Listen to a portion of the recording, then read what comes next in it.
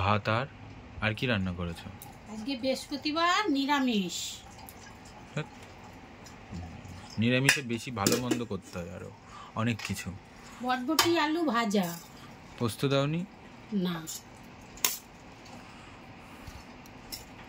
আর তোমাদের ঘরটা কি ঠান্ডা, কচু শাক? গরম।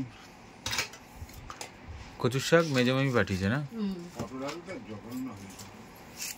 কচু শাক, ডাঁটা, কুমড়ো, আলু, ঝিঙে দিয়ে বড়ি দিয়ে।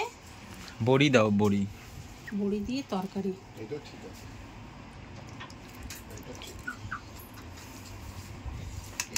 আর ডাঁটা দিয়ে একটু দাও।